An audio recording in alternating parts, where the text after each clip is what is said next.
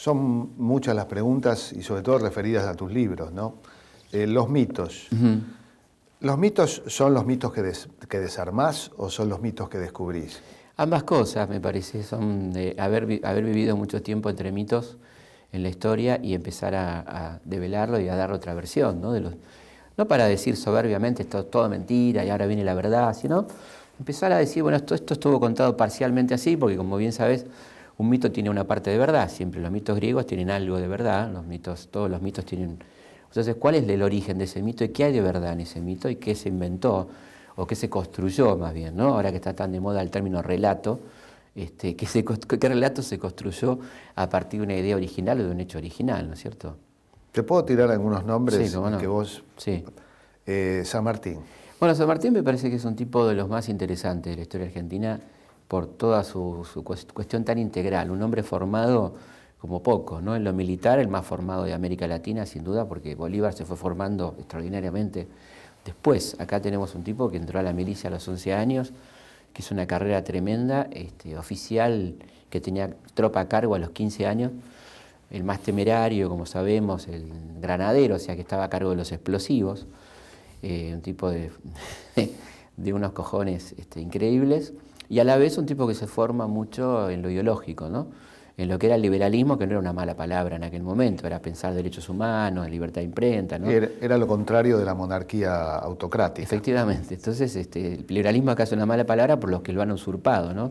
Grondona, Cavallo, qué sé yo, todo esto. Pero el liberalismo no era una mala palabra en aquel momento, y era un liberal consecuente, un tipo que leía mucho a los filósofos franceses, un hombre que tomaba mucha nota de todo eso, que escribía, y además un estratega increíble, ¿no? Si uno ve el único combate que desarrolla solo argentino, que es la batalla de San Lorenzo, son 15 minutos, ¿no? Para batir una tropa que era el doble de la de él. Y después Chacabuco, bueno, son cosas que se estudian en las academias militares mundiales, el cruce de los Andes, ¿no? Es decir, 3 años de preparativos para el cruce de los Andes, ¿no? No es poca cosa, ¿no? Es difícil sintetizar un nombre tan grande en tan poco tiempo, sí, pero falta el exilio. Son como hitos, claro. El exilio, sí, su tremendo dolor con la muerte de Dorrego, esa tristeza de no poder bajar en su patria en el 28, ¿no? No haber aceptado ser represor de su propio pueblo. Efectivamente, un hombre que trabaja por el reconocimiento de la independencia argentina sabiendo que en su patria está gobernando el enemigo, pero él sabía que era la forma de frenar cualquier intento de reconquista por parte de España, ¿no? Otro nombre, Rosas. Bueno, Rosas es un tipo también muy interesante, un poco más contradictorio, donde por ahí tiene zonas un poco más oscuras que San Martín.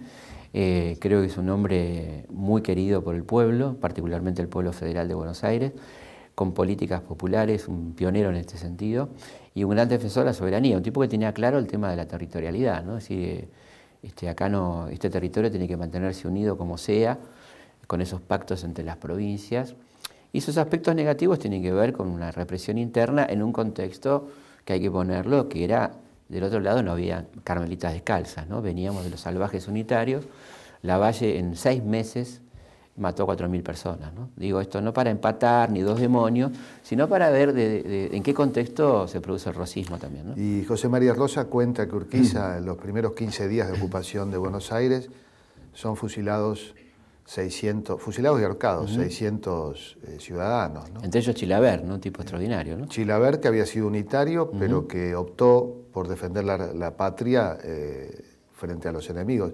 Claro. Y también fue ahorcado el padre de Leandro Alem y tío abuelo de Hipólito Yrigoyen.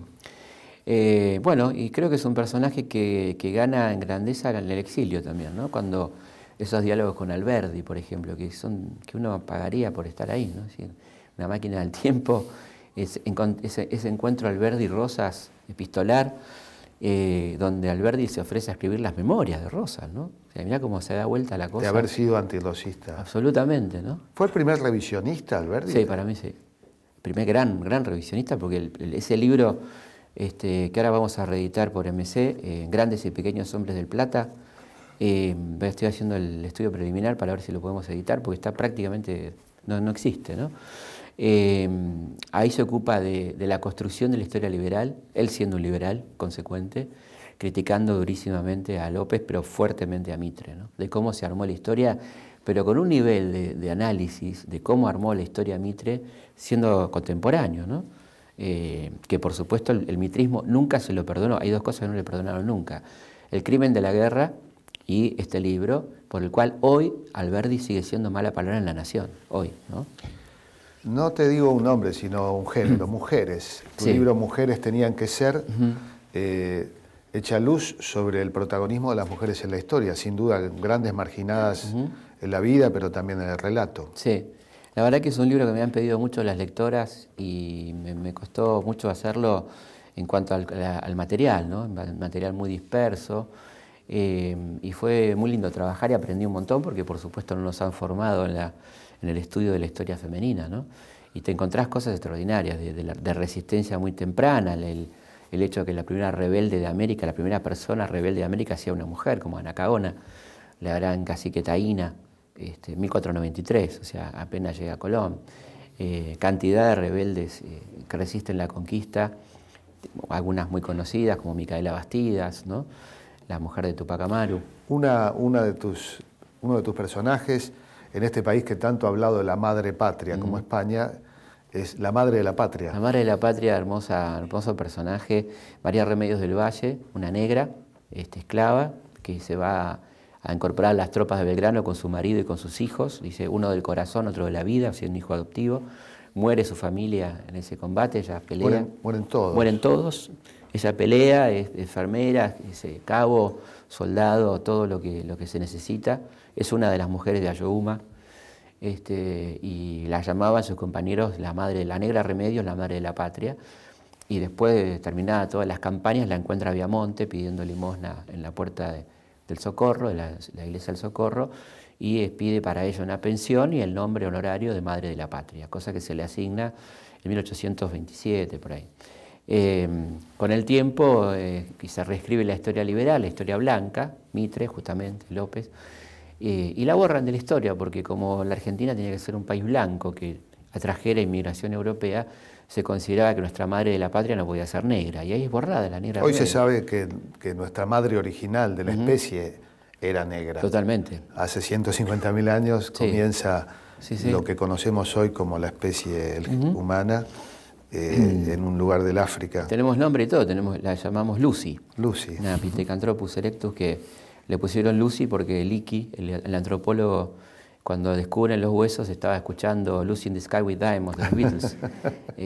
Me acuerdo que era una pregunta muy divertida en la secundaria. Estaría drogado también. Estaría, probablemente, sí. Y bueno, hay que estar ahí en Etiopía con esos calores, te digo, buscando huesitos. Y un chico me preguntó en primer año, en Pellegrini, una vez me dijo, ¿cómo sabían que se llamaba Lucy? Buenísima la pregunta. Muy buena. Muy buena pregunta, muy buena pregunta. Ahí le conté la anécdota de los grandes de Liverpool.